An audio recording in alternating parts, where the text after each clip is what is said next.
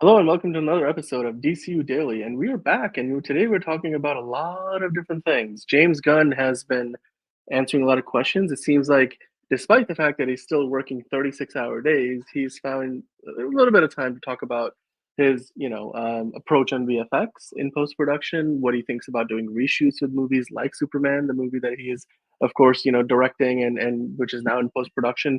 He has moved on to directing episodes of Peacemaker, so he's talking about that. There's the joy of being able to go to work every day and do something that he loves.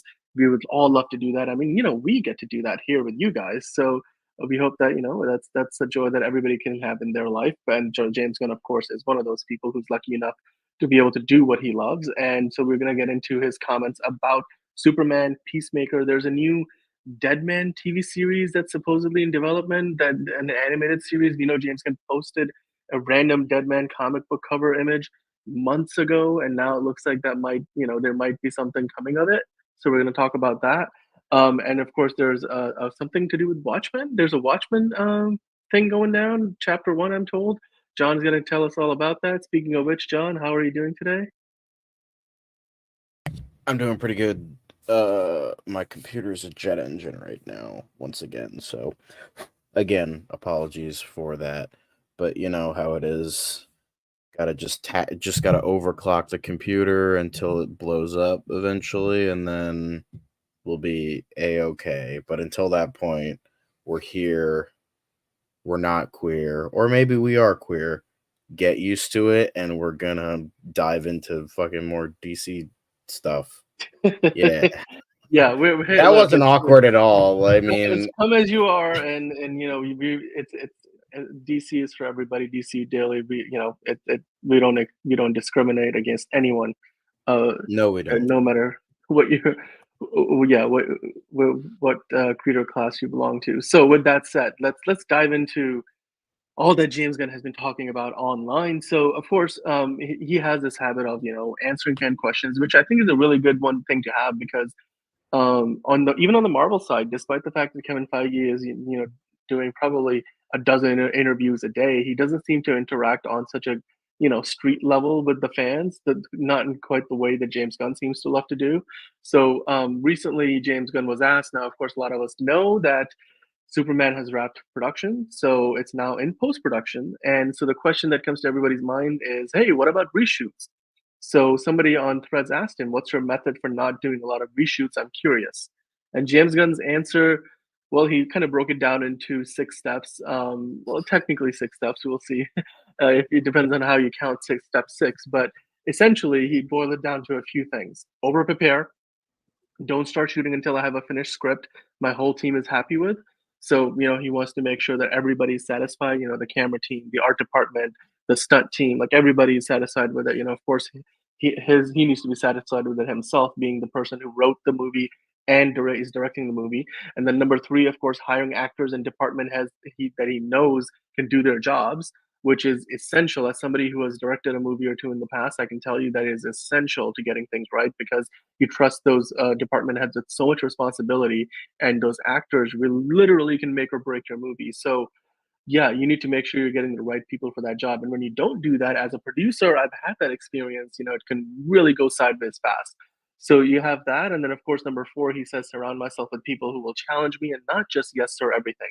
And that is essential too, because you don't just want to have people who are going to tell you, okay, you're doing a great job, let's just do it exactly the way you want to do it. You want people who will give you their honest opinions. You want people who are going to tell Exactly. you So we don't that get Star sucks. Wars prequel syndrome all over Exactly again. We what don't want happened with that. We don't want George that shit to Lucas. happen again. Oh well, this guy So I created Star Wars. Can't say no to can't do anything that anything guy wrong. says. It's just Midi like, well, chlorians, perfection. This is exactly how it's meant to be. Um, Jaja Anakin Burger Skywalker's Bings, come on, literally Jesus. Perfect. dude, Great. That sounds perfect. awesome. Sand, it gets everywhere. This is just poetry in motion. That's what this is. It's like poetry. It But rhymes. it It's like rhymes. every stanza rhymes with Um, the next. and then of course, yes, and then of course James Gunn number five. He says, and ask myself daily, are there any small imperfections in the script or what we're shooting that night that might end up feeling like huge imperfections when we cut the film together? And the number six, he says, one and two again. So, I mean, the number five, by the way, that's a good point to make, right? Because as Yeah. you're shooting, you want to make sure that what you're working on looks as good to you then as it did when you first wrote it. So and Exactly. that's kind of underrated because rarely is a script that you take into Yeah, production the same script that you end up with by the end of the shoot. And exactly. that has to be an iterative process. John, what do you think about that idea?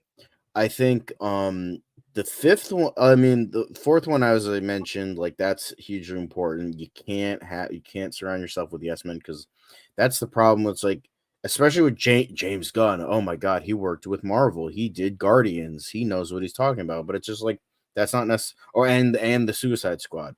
And Peacemaker. Oh, he clearly knows what he's doing. Well, maybe not the case. There's some discrepancies where you're like, okay, I don't see how this works and that works. So that's perfect. As I mentioned that before, that's just great. So with that, you have you have like again the no yes men thing. That's you have surround yourself with no men. Well, maybe men, but no yes and maybe men. Just all the no yes and maybe people. Again, we don't discriminate here. So and then you have number 5. I think what I like about this is because sometimes when you cut a scene for like pacing, like because sometimes you just have to, like you're not gonna have that entire script translate to screen. That's not gonna that literally never happens. So when you're working that, so maybe there's a scene that like whether it's pacing issues or like it doesn't add a whole lot, it just get cut. But the thing is, it does have something hugely important to the story, like a small thing that you don't think it has like a ripple effect. You got to make sure that maybe that certain thing is mentioned in another scene so that it doesn't like break the movie. So like, okay, if I take this scene out, literally the whole movie doesn't work, and you have that as well. So I think so either having a scene or cutting a scene and then that has like a huge ripple effect for the rest of the movie, you got to make sure that that doesn't happen because then your movie falls apart, and we can't have a movie falling apart. So and as a guy who's like clearly taking like the filmmaker side in this, like again, we got to make sure the script is good. We got to make sure you have people that say no. You got to have make sure to you know you're creating a flowing movie that doesn't like that doesn't hit like a pothole. It's like, yeah, it's like that's what it is. Like when you're hitting a pothole, yeah, it's like you got to make sure that that pothole doesn't fuck up your entire suspension and your entire car and your engine and just like everything implodes. You can't have that. So I like how he's taking like different angles, like from each, like over prepare, like that's me. Hello, me. Like again, paranoia and anxiety. You gotta over prepare. Can tell James Gunn probably has anxiety and is overly paranoid. So you know what? Good on him. But Yeah, the and finished script and then yeah, the actors and the department heads and that's why he works with so many people he's worked with before because he's like, I know how the mind works. I know how these guys' minds work, so I trust them enough. And then hopefully that trust doesn't go too far, so he's not, again surrounded with yes men. So like every facet of production, he has to make sure like everything is right, leading back to that first point, as he says in the sixth part. So, it's just like I feel like every facet of production, he's like, okay, I gotta make sure I have the proper amount of control to make sure I'm doing the thing I want to do and doing the thing that people want to see. So that is definitely good a lot of good priorities to have, most definitely. yeah, no, I agree, and I think it's Manolo's brought up a good question while you were discussing your thoughts on it. Because yes, I mean, ultimately, you want to make sure continuity is intact and you don't miss anything. And what he's talking about there, like if small imperfections that will become big imperfections down the line, that could be something very tiny that, could cost you millions of dollars to fix later on in post production. I know that Henry Cavill's mustache was not something they missed, it was a purposeful choice. But something like that, where it could be like a small detail on a character's face or their costume that then becomes a glaring problem that they need to solve in the VFX could cost you millions of dollars and hundreds, if not thousands of hours of VFX work to fix later. Those are things. I mean, and those are those are could be creative mistakes. Those could be things like that coffee cup in the Game of Thrones scene that wasn't removed in time.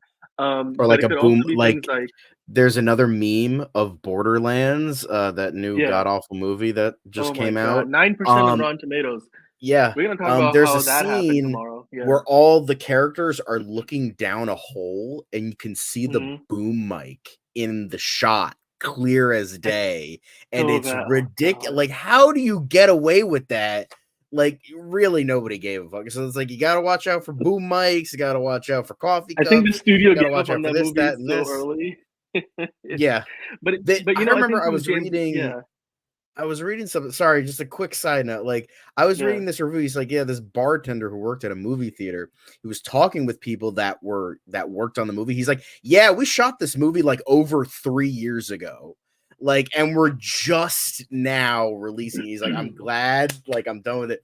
And This is he was finally talking to done. another Yeah, guy, and he's like, yeah, Eli Roth wasn't even there for the reshoots and all that. Since it was at a I heard movie that. theater, Yeah. since they were at a movie theater, the guy, the bartender who was giving the review, because it was like on like Letterboxd, he was like, "Oh, I hope you enjoy the movie." He's like, "I'm not seeing that shit. I'm seeing Deadpool and Wolverine. What are you kidding? I ain't seeing that garbage just because I worked on it. I'm not working. I'm not looking at that shit."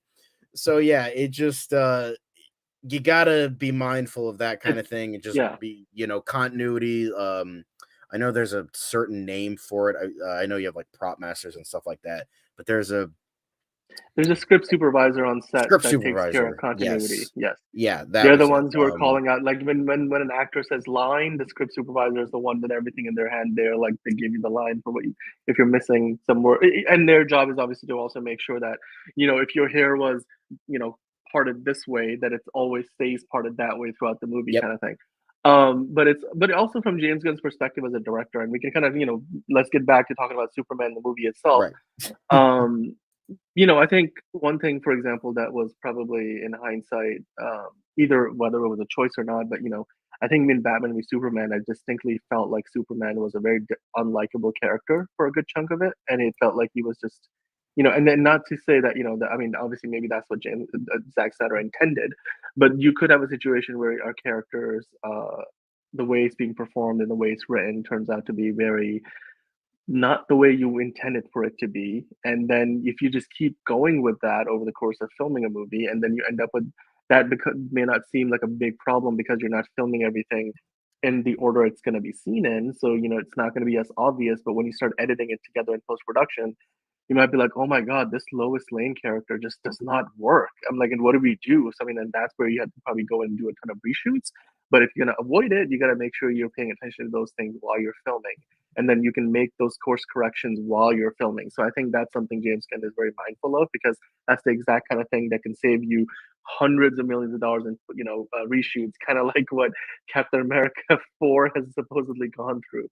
Yeah. So because of like bad audience reactions and such. Now Manola had a question. He said that Gunn is the studio head, so he's wondering if there will be any studio notes, quote unquote, from higher ups. And I mean, the only higher up for James Gunn and Peter Safran is David Zaslav, the CEO of Warner Brothers Discovery. So do you think that's a benefit to have that? And also, could that be not only a blessing but also a Benefit, but curse? also could be a detriment. Yes, he surrounds Yeah, himself with people that aren't yes men, but having like kind of free reign is a little yeah, bit awkward, maybe. Because as we all know, like when you're kind of given free reign, sometimes that just doesn't work. Sometimes you do need like restraint because then you could be more creative. Because I mean, look at Paul Dini and Bruce Timm on Batman the Animated Series. They had a lot of restraint and they produced like the best animated show of all time. And then Bruce Timm goes in with no restraint whatsoever, and we get fucking Batman Cape Crusader, and that was dog shit. which So look, a like, lot of people like it. Hey, to be but a honest, lot a of lot of people people like are it. enjoying it. I'm just So saying. maybe they just, I don't know. Mm. But it just, and like how Alfred Hitchcock, worked on all his movies and he got so much pushback from like studio heads, executives, the censorship board, all that shit. Mhm. So like, and he made some of like the greatest films of all time. So like that's like probably one of the best But examples. but there's always examples of filmmakers who will like hit their peak, but then the more power they are given and less studio interference, whether you want to call it that or collaboration or notes that they have to take, sometimes that lack of restrictions could be a bad thing. Yeah. Sometimes it's not. It depends on who you are as a filmmaker. I think, Yeah. when you look at it, Clint Eastwood is a great example of a filmmaker where he puts restrictions on his own filmmaking methodology, right? Like he's famous for only doing as many takes as are necessary to get what he wants. He's like, I have very specific shots I want. I'm not going to do extra coverage, meaning I'm not going to film any shots that I know will not be in my movie. I'm not going to do any backups. If I got it right in the first take, we're moving on. And that's something that he sticks by as a rule, and that's not only it makes it for a producer a cheaper to finance film because you're going to spend less time filming it most likely, but it's also a creative restriction that he sets on himself where he's like, I'm not going to indulge myself in excess in anything that's not needed from a filmmaking standpoint. And that's I think one of those things where if you gave Clint Eastwood a budget of $100 million, he will still put it to better use than maybe another filmmaker who maybe is coming from a smaller budget background. Because I mean, most Clint Eastwood films are like not 100 million. You need like 30, 50, maybe. But if you were to bump him up to 100, he would still use it well because of like the way he does things. Whereas some other filmmakers, most filmmakers, in fact, will say, "Oh, less restrictions. I can do whatever I want." Like, and they will kind of indulge in aspects of their craft, which are probably going to lead to a lesser results. And that's something which I think like you referred to. I think sometimes if you're put in a creative box, you make better choices than when you're given absolutely no restrictions whatsoever. Mm-hmm. So that's important, when it comes to reshoots as well, because then you may have to go back and be like, well, now we got to fix it up because what we have here is not what we wanted. Um, but yeah, and also I think Ron, by the way, while you were talking about this, he mentioned that it's normal to see movies go through a round of reshoots. What's not Right. normal and what does strike as troubling is when films do multiple rounds of reshoots, which is Yeah. definitely true. I think Captain America 4 did that. We know that, of course, the Justice League movie in 2017, when the bell started going off for everybody, is not when the movie was coming out, but it was in the weeks leading up to it. People were like, wait. There's these reports coming out about how Zack Snyder left the project and how many reshoots that they did, and it just became a thing where people clearly, by the time the movie came out, knew this wasn't the movie that was originally intended, and how much work had gone into really changing it up, maybe not for the better, in fact. And then ultimately we know what came of it, the Snyder cut and Zack Snyder's Justice League. So yeah, I think James Gunn is trying to avoid all of that here by making the right choices up front and over preparing, which I think is a good way to go about doing things. And hopefully we'll get a Superman that everybody loves. That's the goal at the end of the day. Um, but John, I did want to go through some of these other comments. Or actually, you know what? Before we move on, let me ask you this question. Considering this is James Gunn's approach, and this is how he's responding to a fan asking about reshoots, what Mm-hmm. are the odds that Superman is going to go through reshoots? I know that we still, okay, there are permits for them to be able to film across the state of Ohio all the way through the end of this month. So there is a possibility that they can use that, but they can also just go into a soundstage and do reshoots. So do you think that's something that they're going to, look to do? Do you think that's something that's going to be necessary I based think on the fact that James Gunn has been so vocal about his idea of trying to avoid reshoots? Or do you think we're just I going to have mean, about a there's Superman having always reshoots? like something like, oh, maybe like a pickup shot, maybe a second unit director is like working on stuff because that's also kind of part of it. I mean, second unit stuff is kind of part of production, but also kind of part of post production. It kind of depends because that you could do that during reshoot, so it might be that as well. Because, but what I really liked was he was saying this to another person, saying this to another commenter, how he was essentially like, somebody asked, like, would you also say that you're 98% done with Superman? And he's like, no, when we're just getting started, we're like halfway there. And so, I appreciate that just kind of adds into the argument of like, oh, like you can't treat VFX like it's like, oh, okay, it's an afterthought, because I feel like that's kind of what it is at Marvel, where it's like, oh yeah, now that production is done, it's 98% done, so let's just throw this shit in a blender and just slap some crap onto it, and then boom, there we go. Um, and so I appreciated that fact as well.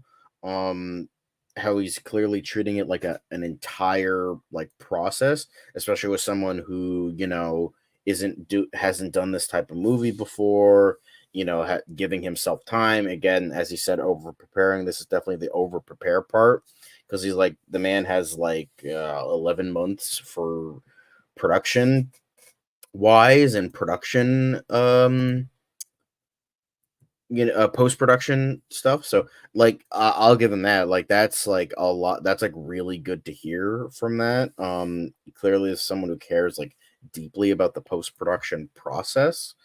So I like that. And I think, he's making sure like he's like he's he's got to make sure he has to like fucking cure cancer at this point, because Zaslav is probably like, if this doesn't make $3 billion, we're fucked. So we'll have to see. But I think Yeah. this puts a lot of hope into everything and what James Gunn wants to do. So good on him, most definitely. Yeah, no, I agree. Yeah, I mean, what the Watcher again, yeah, being done with Superman, the editing process is, a long process. They have a year to do this, and they need that time. They're going to use that time. Um, and Ron, of course, you're getting into some dangerous territory here. But since you're asking, let's address the question here. What do you think, John, about Ron's question here on screen? Do you think Kevin Feige is scared of James Gunn's potential with the DCU, and is that why he got the Russos and RDJ to come back?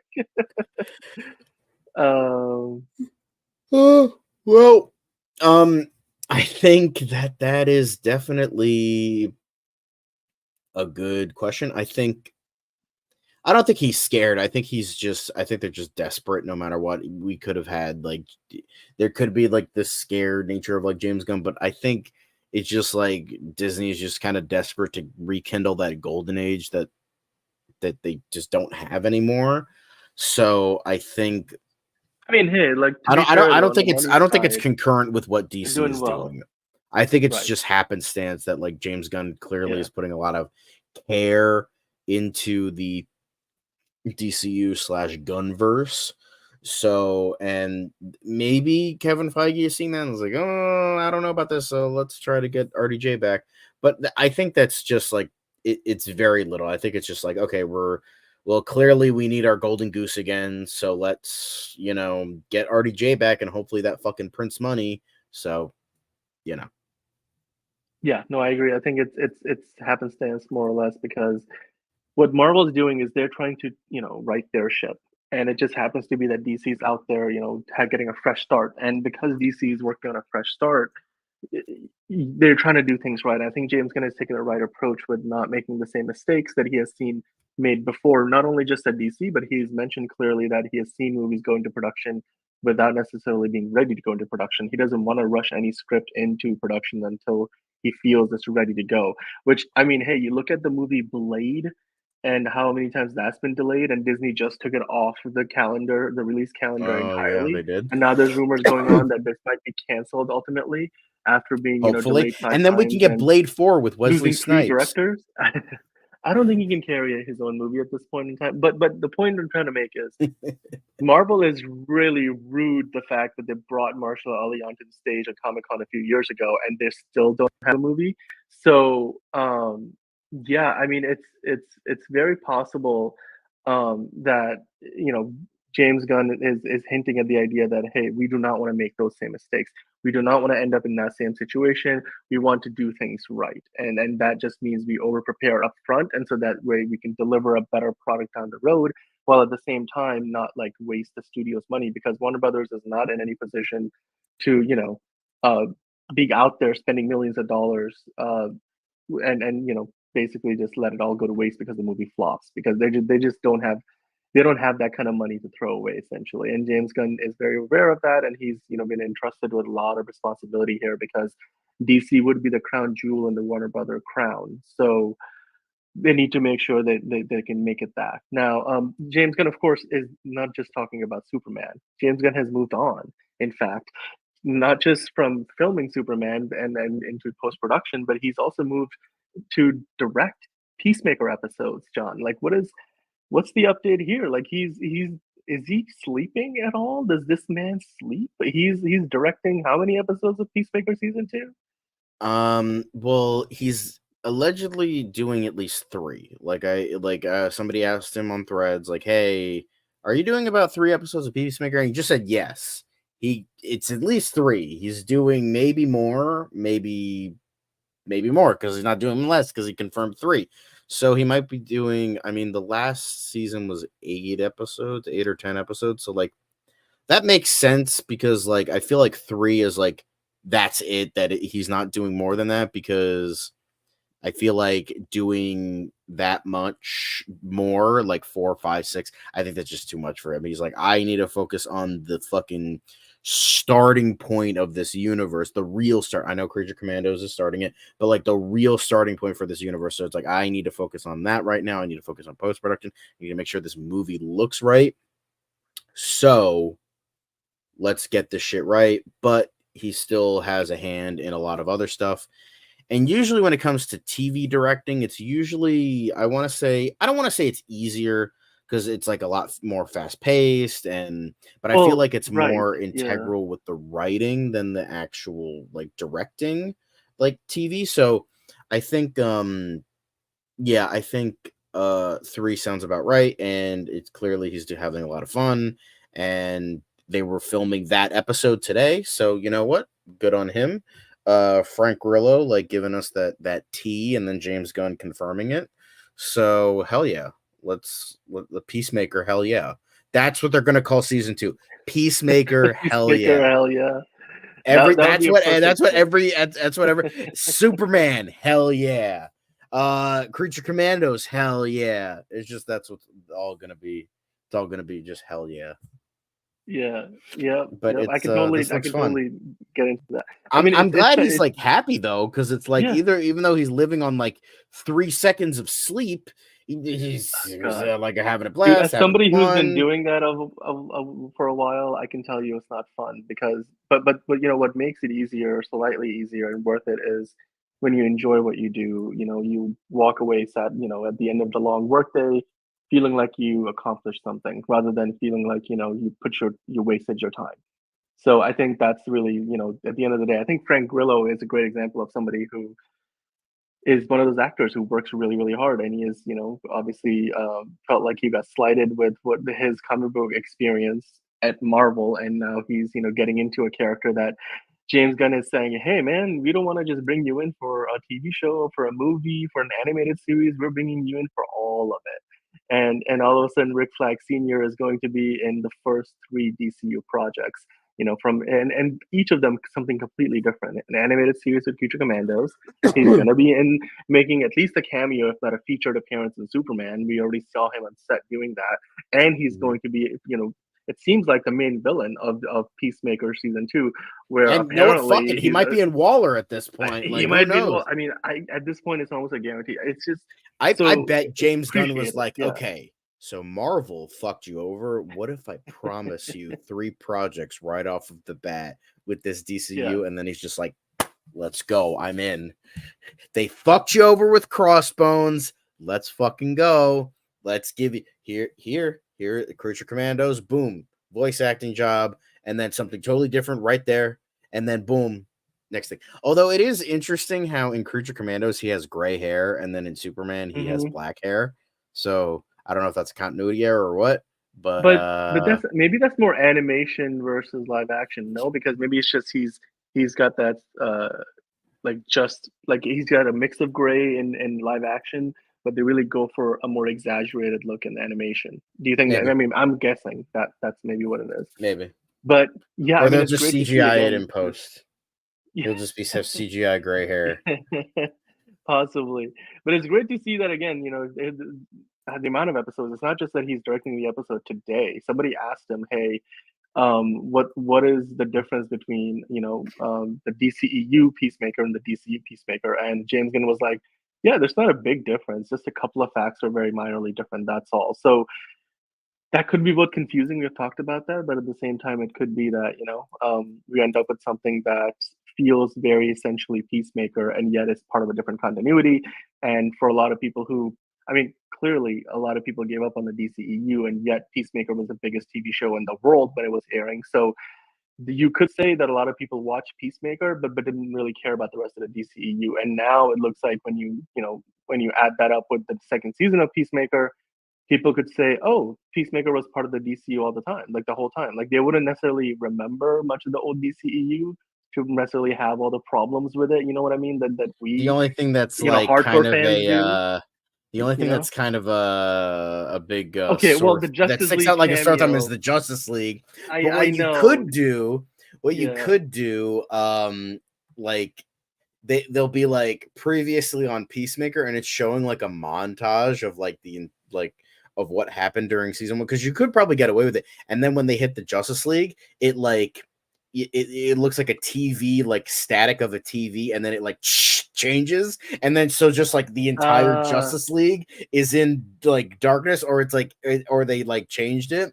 So it's like, all right, so clearly it's like totally different now. And because I mean, most of them were in like darkness anyway, is with the mhm. exception of Ezra Miller and then Jason Momoa. So outside of those two, you could just definitely like just tweak it, be like, nope, this is different now, and then just kind of like retcon it like real quickly, and then boom, there you go. Like just so like, hey, it's clearly a different universe, but like little changes. So I just think it would be funny if they do address it, because I feel like that's ripe for like comedy potential. I feel like it would And be perfect if they did. Yeah, you're right. I yeah, agree. it's just like Yeah, I had head on. that idea. I forget what episode it was, but I had that idea of like John Cena like in like a red velvet robe, and like he's in front of like a Mhm. fireplace with like a brandy in his hand and a cigar in the other. He'd like, "Hello there. I'm Peacemaker, also known as Christopher Smith. And I know you're probably confused right now, cuz you have the DCU, you have the DCEU. Very confusing, I know, but I swear you're not going to be confused." And like it's just like he gives like okay, so here are the things that change. Here are things that caught up. All right, dumbass. Now you can fucking watch the show, no problem. All right, Jesus Christ. Gotta fuck. And he's like, why do we gotta fucking explain this shit? Like, are these people that fucking stupid? And then it like cuts, and then it just like, and then it like cuts like technical difficulties, and then it cuts to the opening credits, and Yeah, I think that I think that I would don't be know, just perfect. like I just think That would be perfect. addressing it would just be so funny. Yeah. Like I know you're like copying Deadpool with the fourth wall breaking and all that shit, but like I just think that that would be so funny. Like he has to go, like James Gunn is mainly a comedy director, so like I just feel like having that would just be so fucking funny. So fucking do it, man. Yeah. Just Although, do it. yeah, and he's gonna have 3 episodes. I mean, I don't know how many episodes we're actually. I mean, you might. Do you know how many episodes we're getting for Peacemaker? I I would feel like it's assume got to it's be like 8 or 10. 8 to 10. That's usually the go-to Yeah, right. So nowadays. with that in But mind, James Gunn has just clarified that he's directing 3 episodes of the show, right? So mhm. 3 episodes means probably let's just say he directs the season premiere, the season finale, and maybe a big It episode is somewhere in the confirmed middle. 8 episodes on 8 Max. episodes. So it's going to So be 8 dude, he's still episodes. directing like almost half of the show. It's crazy, and he wrote the whole season. So he's Yeah. still very much engaged. I do think the dark side of this is, or like really the concern that I would have is like down the road, can he continue to have this much of an influence over the universe as it expands? He can't really direct every other thing or write every other Right. thing. So, but with that said, I think early on is good to set the tone, right? To I have mean, him do this, and it does yeah, say on Wikipedia that he's directing the first episode of season 1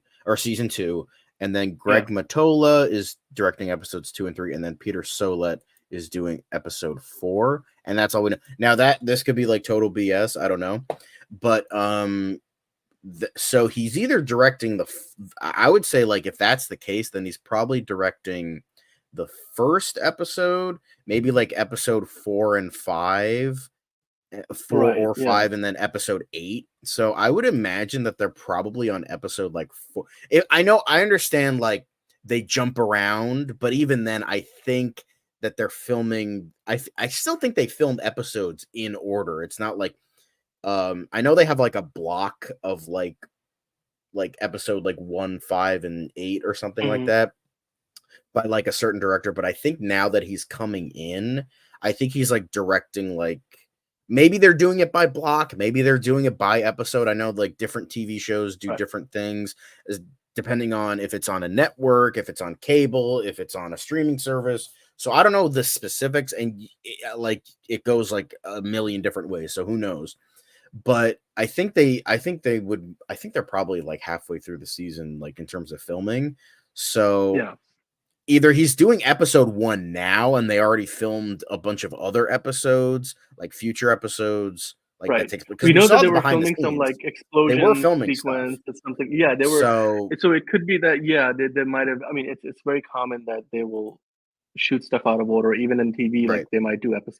It's possible now because these are serialized. It's not really episodic where you're doing 20 episodes a season. So yeah, it's possible that they saved whichever episode that James Gunn was going to take on till now, even if it is the first episode of the season. So, but yeah, I mean, he's directing 3 episodes, which is still, a good. I mean, it's almost half of the whole season.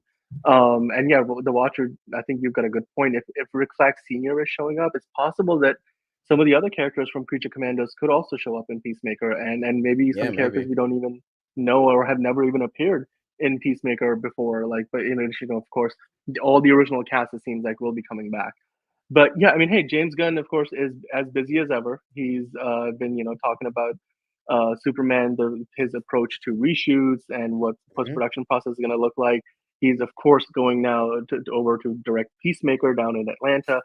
But John, that's not the only thing we have to discuss here today, right? Because a few months ago, James Gunn posted an image of Deadman on his social media, and people were just like, "Oh my God, what are you cooking up?" And then things kind of went silent. So we don't really know what came of it, but or what would come of it. But now, finally, it looks like Nexus Point News, which again, they could a bit of a grain of salt because they could be a trust me, bro, kind of a news source, but sometimes they may hit the nail on the head. So this is something that they were running with and calling it an exclusive and saying that, hey, Deadman, that character from DC, is going to be getting an animated series potentially, and it's in early development over at DC Studios for the DCU. So I have so many questions. John, I'll just start by asking you: do you think this would be a good idea? Is this connected to what James Gunn had posted months ago? And then Right. B, I would wonder if this would be in continuity with the DCU or it might be an Elseworld story. What do you think about both of those angles? I think this would be a really good way of showcasing like the more like magical side and mystical side, kind of like what Creature Commandos is doing a little bit. I just think that that would be innately interesting. I think Deadman is kind of like a fan favorite character that hasn't really gotten the limelight. Um, for people that don't know, he was kind of like Ghost Rider a little bit, where he was like a daredevil, like stuntman kind of guy, like a circus performer.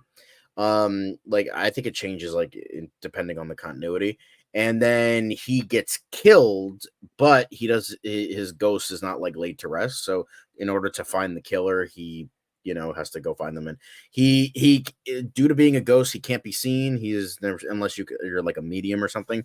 And he can possess people, and he has like a array of superpowers. So he's definitely a weirder, more interesting character.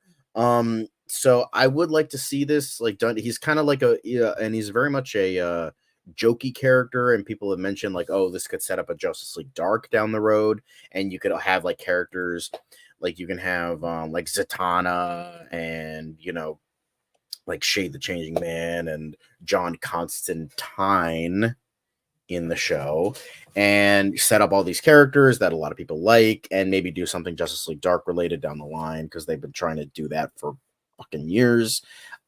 So that could be cool, and especially I feel like you could get away with a lot of stuff in animation, and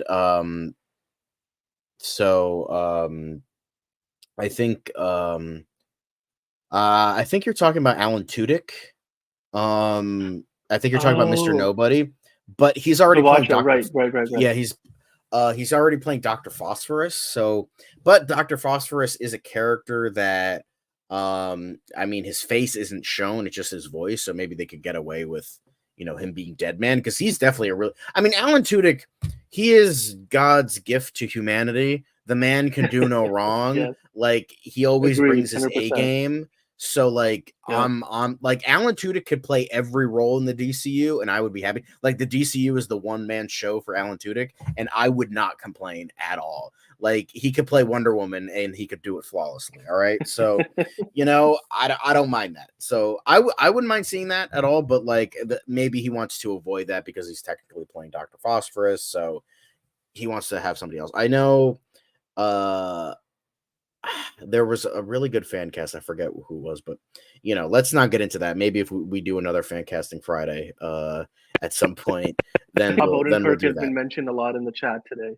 Like Bob Ooh, way Odenkirk too potentially as an old. option. Way too old. I I mean, think he's working on a Nobody sequel, and you wouldn't imagine he'd be old enough to play character. Like he's. It looks like he does some of his own stunts, but he did have a I mean, a heart attack James recently, right? Gunn And did. he's Here's the thing: James Gunn did say that yeah, animated characters will be canon in the DCU. Like Frank Grillo is right, playing Rick Flag Sr. in Creature Commandos, but he's also playing yeah. it in live action. So these guys could tread between animation and live action.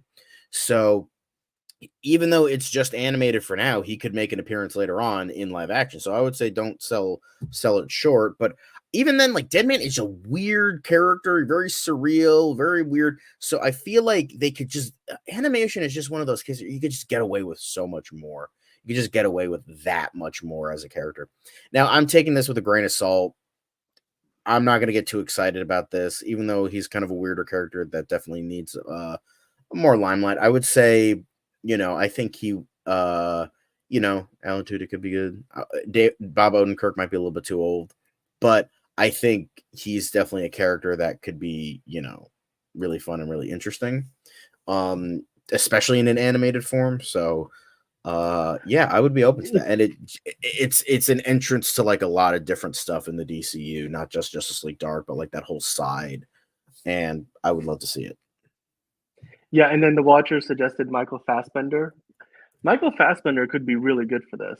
This is, I mean, and then yeah, I mean, Ron, you agree I with would that like too. to see him in a It's gonna be hero role because fantastic. he usually plays Yeah. villains and he's not really funny. So I would, because Deadman's like a funny character, like he's a Oh, kind of a okay. jokey character. So I would like to see him in that, like really stretch his, um, really stretch like his, what's the like his muscles into other His stuff. So acting yeah, muscles. Right, yeah. yes, It's but also like this article, by the way, it does very specifically say that this is an early development, meaning that they don't have any finished scripts, they don't have any writers attached yet. This is in development, and so it doesn't have a green light, not like Lanterns, which has a writer's room and it's got a green light, and now they're in the process of casting for the Lanterns characters. So it's it's very possible that this show could be in development and then get canceled. Like, of course, at Max, they decided not to move forward with that Arkham series. Instead, they're focusing on the Penguin for now. hmm And whereas Green Lantern's got a green light, so it's very possible this show could like ultimately never happen. But at the same time, I mean, just the potential for this character, John. What do you think? How do you think this character would fit into the DCU that we know of as of now? Do you think there's a room for yeah, this character to exist? And I think where and so. how might he? What does he bring to the fold that none of the other characters we already know about would? It definitely brings in some more mystical stuff. Like Creature Commandos and Swamp Thing kind of have that side of more magic and mystical based. Creature Commandos, you do have, you know, weirder monster characters. Like nothing's like super like it with the I would say Cersei is probably the most magical thing about that, but you also have like weird, like dark body horror sci-fi stuff um like the Bride and Frankenstein, and then you have like more like you know like strange like science experiments like I forget her name, but the fish creature, like creature from the Black Lagoon. And then Dr. Phosphorus is like a freak Oh, accident gone wrong. So you have like well, a of lot course of we know like Swamp old Thing is going to be school. in the DCU, Yeah. so So yeah. you have like a lot of old school old school like tropes and concepts of like, you have like Frankenstein, you have, creature from the Black Lagoon, you have like freak accidents of like the Silver Age of like the Flash, how he got his powers as a freak accident. So, you have all these characters that can like offer something like kind of interesting. And then you have, as you said, Swamp Thing, which definitely ties into like science, but also kind of magic. It kind of depends on the, because like he is kind of a horror like science character, but he's also connected to the green, which is like very much a magical sort of thing. Like Vixen is connected to the red, and then you also have the rot, Right. which is another like the green is like all plant life. The red is, I believe, all animal life, including humans. That's like the red, like blood. And then the rot is like everything dead. And then I think there might be a couple other things, but those are like the main, like in terms of like kind of like the midichlorians, as you mentioned before, like where it Yeah. ties all these like, but not as stupid. It's kind of like the Force, where it's like you tie all these like various aspects together, where it's like a binding kind of like spiritual thing that binds like a lot of these things together, like all of plant life, all animal life, all non-living life. So you have like all these things, and then so with Deadman, it is based.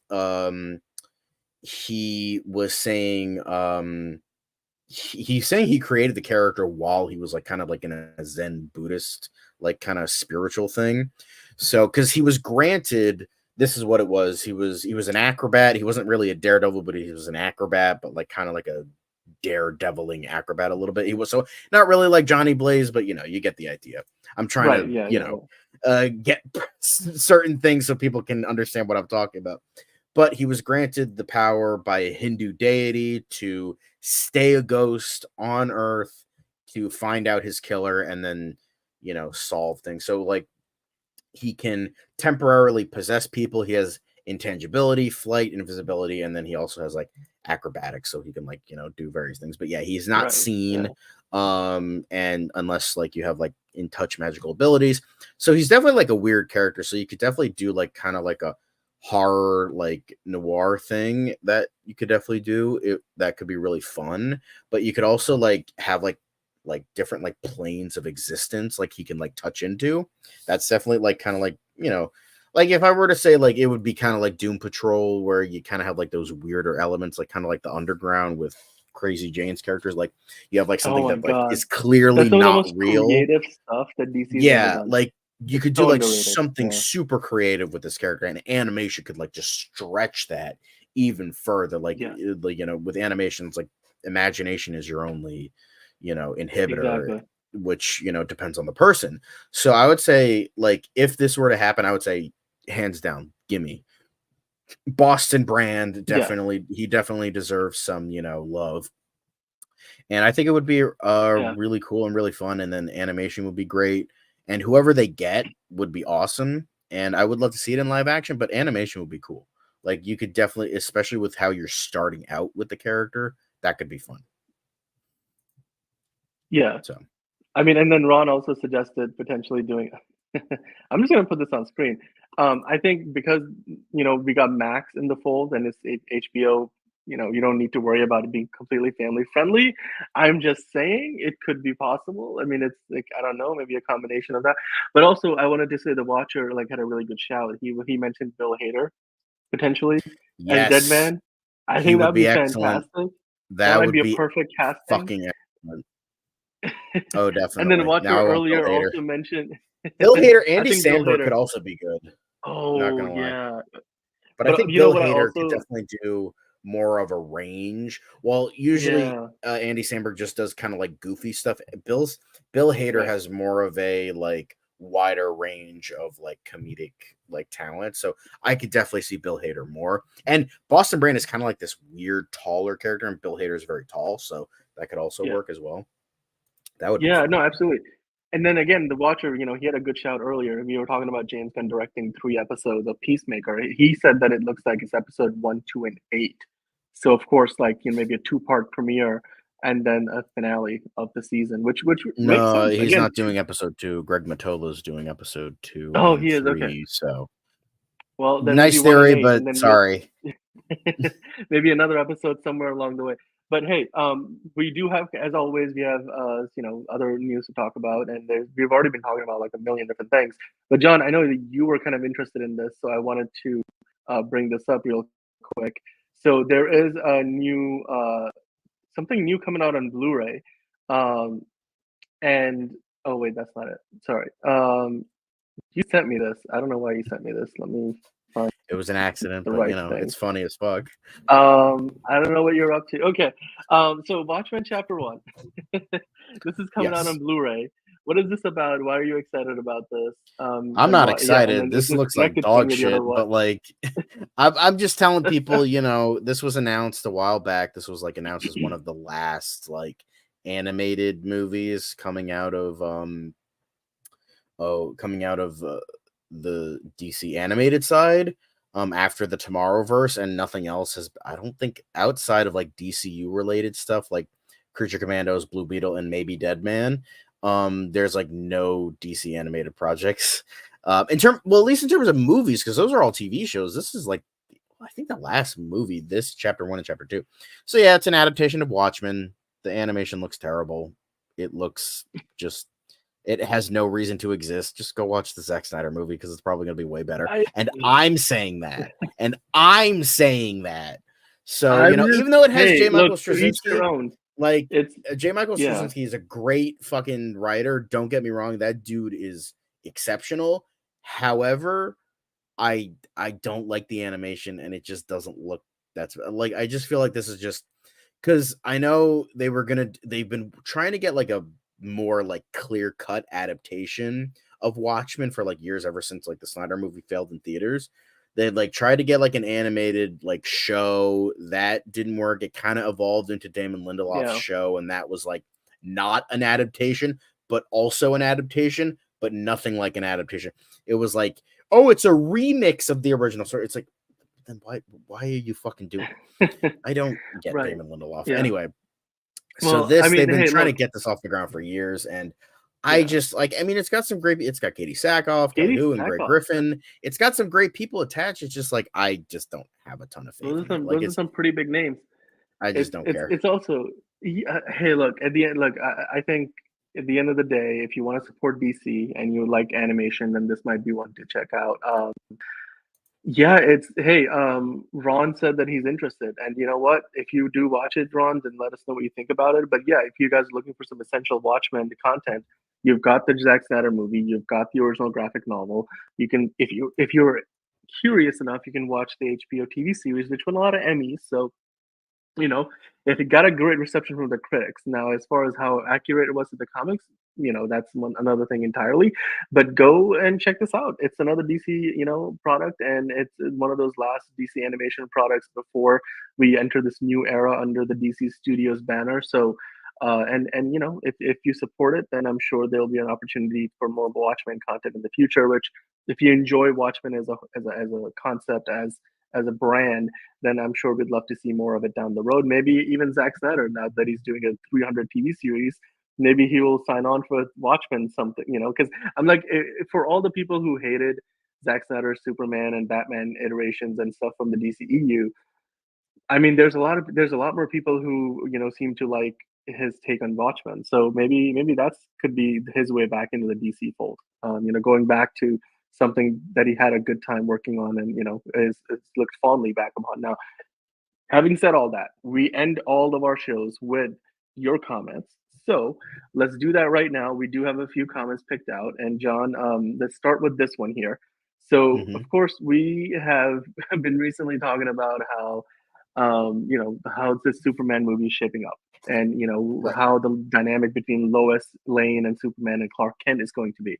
And JB1138, JB doesn't get a chance to join us live very often, but he is always watching and he's always leaving comments. So thanks again, JB1138, for leaving us this comment. So in this, he talks about Superman, and more specifically Lois Lane and Clark Kent. And he mentions, I really hope Lois knows Clark is Superman, but that she was already into Clark first, meaning before she knows that Clark is Superman, just like in My Adventures with Superman. So, John, what do you think about this idea? Do you think that do you agree with what JB would like to see, and B, do you Yes. think that is indeed how things are going to play out in this movie? I don't know. I think we've kind of evolved with the character of Lois Lane a bit. Like, she's not just like this kind of dumbass in distress who like constantly gets into trouble kind of thing. Um, at least a little bit. Like, and that's how it is in Superman and Lois. And so I think that is, Superman and Lois, My Adventures with Superman, I think they're kind of like evolving with that, and I think that that is something to be excited about because I think that's the direction we're going, and I would hope so because I feel like with this, iteration of Lois Lane and Clark, I feel like him being, um, her being into him, like just Clark at first, and then, like, I would say, here's the thing, like, if that's true, I wouldn't mind that as long as she's into Clark. Like, that's the thing I care about the most because I feel like Lois Lane being into Clark and only Clark at first, like, she, like, kind of, like, admires and respects Superman for what he does, but she's, like, actually into Clark. Like, she wants to be with him because that's just, like, how he is. Like, she, just, that's just the power of Clark being Clark, where he's just, like, just this, like lovable oaf kind of guy, and like he's just naturally like charismatic, even though he's like a doof a little bit of a goofball. So I feel like, and like her like falling for him is just, it's just nicer, it's more wholesome. And even though she's staring at the package right here, think, you know, Yeah. I think her being into Clark at first, and then if she finds out that they're one and the same, that could be like something that could be delivered in a sequel, because I think that could be a lot of fun, like dealing with both. Like she wants to love Clark, but she maybe can't like get her head wrapped around like the fact that he's Superman, because that's like a big, thing. That's why he doesn't, tell her for so long. So I think that could be a really good thing. But as long as she loves Clark first, that's the thing I care about the most. Whether I don't, it doesn't matter when she finds out, whether it's like she already knows by the end, she already knows by the beginning of this movie, or she finds out by the end, or somewhere in between. I don't mind. I just want her to love Clark first because I think that's just innately more interesting as like this cold reporter who just cares about the story, but she falls for this, lovable dork from Smallville. So, I just love Yeah. that so much more. Yeah.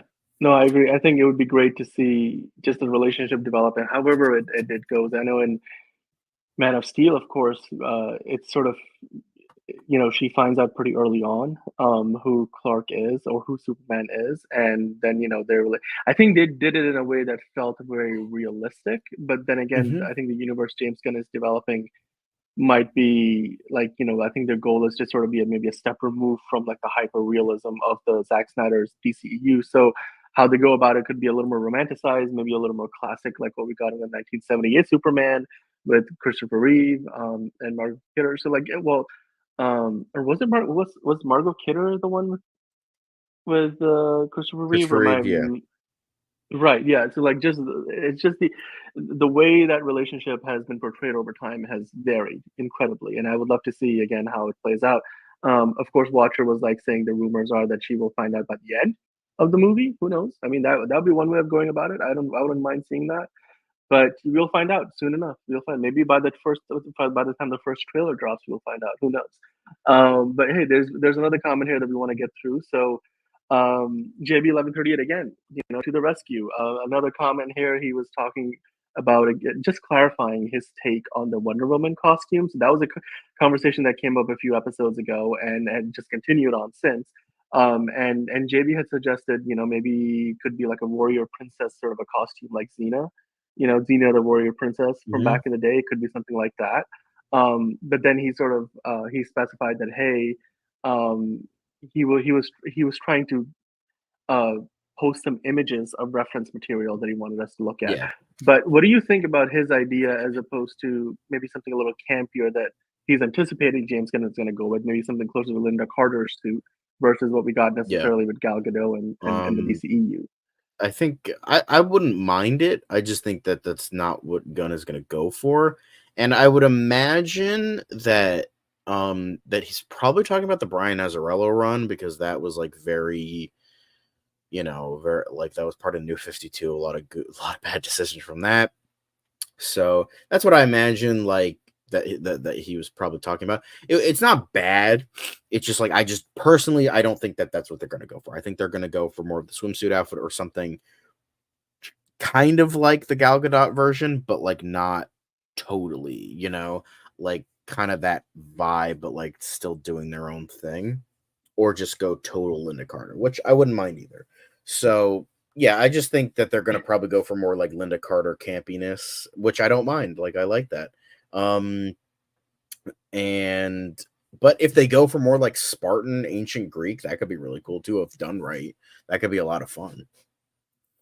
So Yeah, I mean, and to be quite honest, like what we got from Gal Gadot's Wonder Woman, that suit feels to me very essential Wonder Woman in a way that is, both respectful and, not like over the top with, trying to show skin for no reason whatsoever. But at the same time, you're giving the person enough room to be able to do have a lot of the fight sequences and to show the physicality of the character, and at the same time the color, the design, all the key elements, the symbology of Wonder Woman is all there.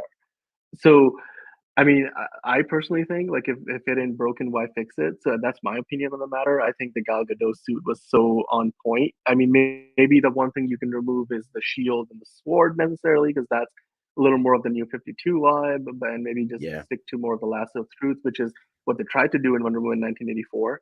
And then they gave her like this other weird suit, which I guess was only for that one fight sequence. But anyway, the point is, I mean, again, JB 1138, yeah, I think it would be interesting to see what suit we get, and regardless of whether we get like something a little more classic swimsuit campy, like what we got with Linda Carter, or if we get something more closer to what we got with Gal Gadot's suit, which feels like more of that warrior suit, or maybe something like that's closer to the Xena the Warrior Princess. It's going to be interesting to see how it all plays out. Hmm. Ultimately, I think it it shouldn't matter that it matches the look of Superman, because honestly, like the MCU has shown us that you could have a suit for Captain America that looks very much as straight out of the 40s, and he could be fighting right alongside Iron Man, who definitely looks like he's from the 21st century in the first Avengers movie, and it will work as long as you can write it well and the characters can mishmash well. So it doesn't need to be that you color every character with the same color palette, right? You can have the differences, and the differences could be what make the team, like feel that much greater, like than the sum of its parts. So, I mean, The Watcher, again, I've left my opinion on this a couple episodes ago. I'm with John. I also believe and think Gunn's gonna get good classic and swimsuit fish. I mean, if he does, that's great. If that's the way we go, then that's great. I think Hmm. ultimately also it's going to depend on who's directing those projects. Because while James Right. Gunn is overseeing everything, he is giving the directors enough leeway to make their own creative decisions, and that could include the costumes. So I imagine that he's not going to be directing Paradise Lost as well.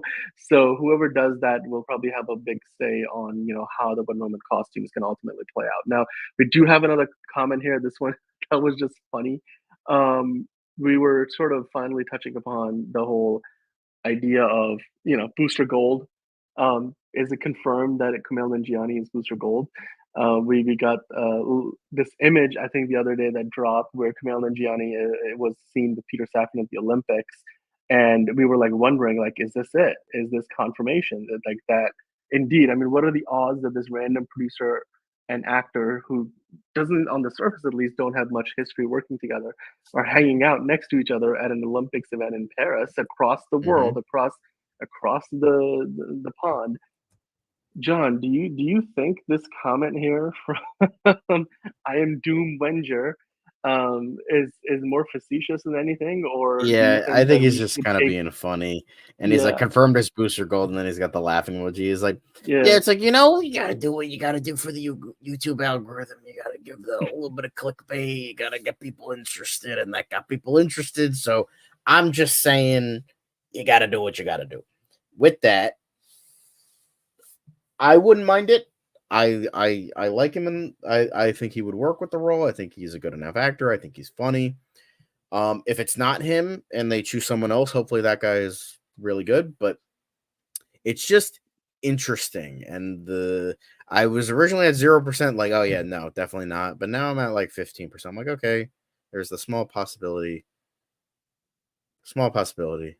maybe, but I'm not holding my breath at all. I don't know who that is. Also, Charlie Fraser. I don't know who that is. So I have no idea. I just figured, I think it's the most original idea we have gotten, so might as well put it out there. but the Watcher also, by the way, Watcher and everybody, Derpy, you've got Ron and Manolo in the chat, Fiona, Lex, yeah, Hunter, thanks for dropping in as always. Anybody who's watching, and whether you've left a comment or if you hit the like button or not, just hey, we enjoy and we appreciate that you guys are stopping by and joining the conversation. But hit the subscribe button so that way you know when we're live, and hit the like button so that way it helps us out a little bit. It gets us out in the algorithm. But the Watcher mentioning his that he grew up with Justice League Unlimited. He really wants that classic look, which I think he's referring to the animated series, right? So, and I think it would work well next to David Cornswell's Superman. But yeah, as far as Booster Gold goes, this picture, it's still a stretch. It could be that they are thinking about collaborating on any number of projects, and yes, Peter Safran is a Peter co-CEO of Safran DC isn't Studios, just but DC. it's It's not he just DC. He's a does other producer. projects. Yeah, he does Yeah. other stuff. He could be working with although Mike Flanagan on something, and he's like, you know what, Mike Flanagan, there's this actor I know, Kumail Nanjiani, and maybe he's good for, I don't know, Dark Tower. I hope not, but you never know. So we'll see, but I don't really believe it, but it's definitely wets your whistle a little bit. So I'll give it that. Yeah. I will give it that. Absolutely. I mean, and also just before we finish up here, Ron posed a really pretty good question, mentioning that or asking, yes, how about this for an yes, idea yes, for a DC movie? Gimme, yes, Green Glenn Arrow and Powell and Black Sydney Canary? Sweeney as Green Arrow and Black Canary. Give it to me now. I want to see it. Dude, I can already see is it people too photoshopping the much costumes on to top of that ask? poster for Is anyone it but you. too much to ask to see Sydney Sweeney in some black leather boots, fishnets, and a black leather jacket? I just give it to me yesterday. I want to see it. Give it. Glenn Powell, no on Batman. He would be great as Green Arrow. I would love to see that. They have great chemistry. Possibly cheated on their spouses with each other. Who knows? So I would love to see that again. They had great chemistry on that. How About You? It's All About You. Whatever the fuck that was called. About you. Anyone but you. That was it. It's just who wouldn't want to see that in Black Canary, and who in a Black Canary outfit? Who wouldn't want to see Glenn Powell rocking? I want to see old school Robin Hood Green Arrow. I don't want to see the hood and leather. Fuck that. I want him in a fucking green t-shirt, and he's got the pointy hat with the feather in it, and he's wearing a domino mask. Boom, that's it. That's what I want to fucking see. Something straight out of Brave and the Bold. That's what I want to see. And I think these would be perfect. A friend of mine actually was the one who said this. Shout out to my boy Lewis. But yeah, I want give me that. They would be fucking perfect. I don't want to fucking see Glenn Powell as Batman. I want to see him as Green Arrow. And I want to see Sydney Sweeney as Black Canary. That would just be I don't know who those people are. They look like the creepy goth kids from Hot Topic, but give me that. Give me that. No Glenn Powell's Batman. Fuck that. I want to see Green Arrow. Green Arrow and Black Canary deserve some good. After the disrespect on Smallville and the disrespect on Arrow, Green Arrow and Black Canary, they are one of the most ironclad romances in comics. Give that to us. I don't want to see fucking Green Arrow with some ditzy ass blonde again. I want to see him with fucking Black Canary. I mean, okay. Ron, I am with you, well, my boy. I am with you. Give that to me. I need it injected into my veins. That and a Plastic Man movie where he's played by Jerry Trainer or Ben Schwartz, one of the two. I also want to see that now, yesterday, not now, yesterday. Fucking James Gunn, make it happen. Lex was saying that Charlie Fraser was one of these. Here, is that her? Yeah, Lex Ayers was suggesting earlier. I don't think the woman with the black hair, Charlie Fraser. Is that what we're talking about? No, is that who we're referring to? I looked her up. She was the mother of Furiosa in the Furiosa movie, and I can't really see it. Like I know Adria Arjona is Oh, a her right here. This is her. This is her. Charlie yeah. Free. That's her. Ironic how So that turned out, but yes, that's her. I can't really like. She kind of looks like Gal Gadot. I guess that's the only really like major yeah, I can thing. see Like she that. kind of looks like her. Like, but like, like I would want. I don't know. Get someone who's like Greek. Get someone who's like actually Greek or like Mediterranean. Like I would prefer, like, I wouldn't mind like a nobody, but I also wouldn't mind because Gal Gadot was kind of, she was more of a model than and she was like almost going to quit acting after like, you know, It, until she got Wonder yeah, Woman. So I would say like just get, I would say get like a Greek, not like a Greek, like Greek American, like Greco American. So I right. would But it's I say think it's also that's just my opinion. But whether it's a yeah. nobody or someone known, whatever. But I don't know. I just can't see it outside of the fact she looks like Gal Gadot. But I mean, I think ultimately it depends on, just how good a fit she is for the version of the character, the kind of stories they're trying to tell, right? It has Right. to be a fit for the story they're trying to tell specifically, because there could be a million different kinds of Wonder Woman stories, but it's got to be the one that they are looking to tell with the DCU, especially with when you do the initial casting. And of course, they're going to start with Paradise Lost, which is going to be a Mm-hmm. prequel, so you're not even really going to see the Princess Diana in there, but eventually we get to see her come through in more of the present day. And I personally am not very familiar with Charlie Frazier's work, so I can't really comment on it too much. But it's a good shout, Lex. I mean, this is not a name I would have come up with myself. Neither of us, clearly, John, you're not very familiar with her work either. But it looks like if you go by Lex's opinion, she's got a very strong emotional and personality set for like her as far as acting goes, and it looks like from the physicality standpoint, she can pull it off. Now we've got other options coming up. Like Chris is suggesting, thanks for joining the chat, Chris. He's suggesting maybe Aquafina as the new Harley Quinn. I think that'd be perfect combination of an actor and a character to put John to sleep or just absolutely set him No, on a that would just rant put me into a for blind days. rage that makes me a serial killer. Like, sweet Jesus. Like, you guys really want to fucking kill I me, right? I don't know if that's a troll, Chris, or if you genuinely think that's a good idea. But I mean, if you know John's opinions on the matter, or both as Aquafina the actress and Harley Quinn the character, then I don't think that's a good combination. But John, I will ask you this: if James Gunn did end up making that choice, then would you be there to watch it? Oh, fuck no. I'm just so done with this character. Like, I'm so fucking done. Like, I feel like nothing they're gonna do is gonna make this character like what she was originally. The only way you could actually make this character well done is just bring back Paul Dini. Bring back Paul Dini, and maybe you have a chance of making this character good again. But even then, she's just too far gone. I mean, it depends on the movie. Like, if it's just a Harley Quinn movie, I would say, fuck no, I'm not watching it. Kind of like what I did with Birds of Prey, because that's not a Birds of Prey movie. That was a Harley Quinn movie. So, um, I mean, but if it's like a Suicide Squad movie, or if it's like a Batman movie and like she's in it with the Joker, I would probably see it. It's just like if it's Aquafina, then I had that. Then there's no chance. Then that character is going to be interesting in the slightest, or genuinely funny, or anything interesting of the sort. It would be a shit take from a shit actress in what would probably be a shit movie. So. Okay.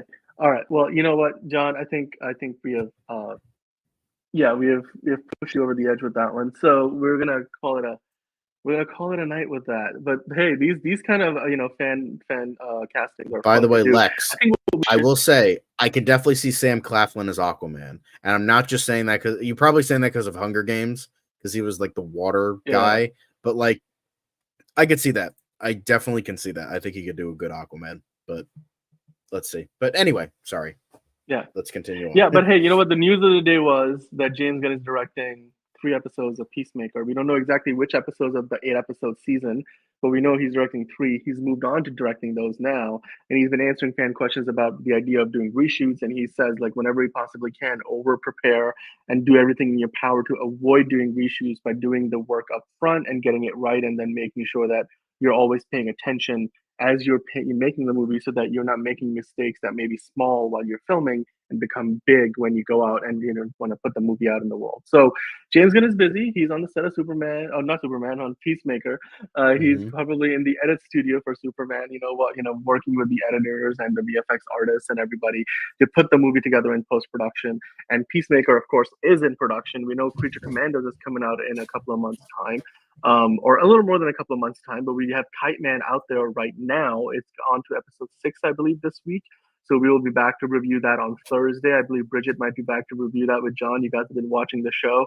As any other news breaks, whether it's from James Gunn or any other part of DC, whether we get more information about the new Deadman series potentially that's in development, an animated show, whether it's a new Blue Beetle animated show, whether it's an announcement officially that Kumail Nanjiani is indeed going to be our Booster Gold, or if it's something from the Superman movie, something new. Maybe we get a new character that we didn't even hear about yet, because it seems like they continue to bring in new actors that we don't know are still part of that film.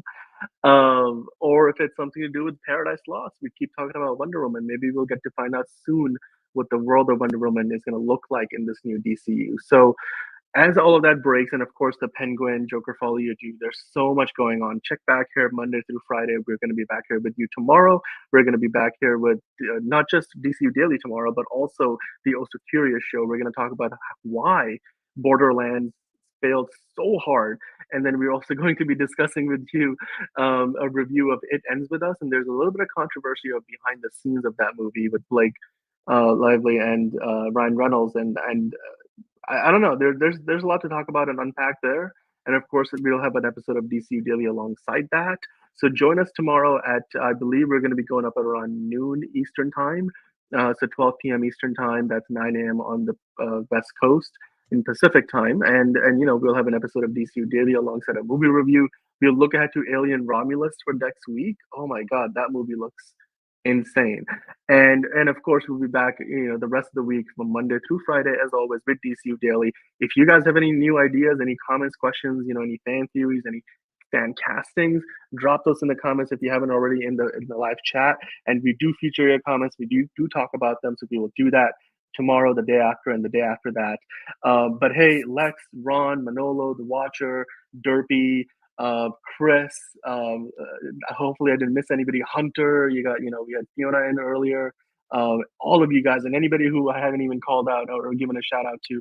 If you're watching, JB1138 for the comment. I am Doom Venger, Manny, like everybody who's watching and checking us out. Thank you as always. Like the show, hit that like button, please. That does help us out. Hit the notification bell if you already subscribed, and if you haven't subscribed, what are you doing? Hit that subscribe button so you know when we go live, and the notification bell will tell you when we are up with a new show. We'll be back tomorrow, John. You and I, Angelina will join us, and then until then, go out there, watch something DC related, come back and talk to us about it tomorrow, and we'll be back here to talk to you about it tomorrow. Until then, have a good rest of your night.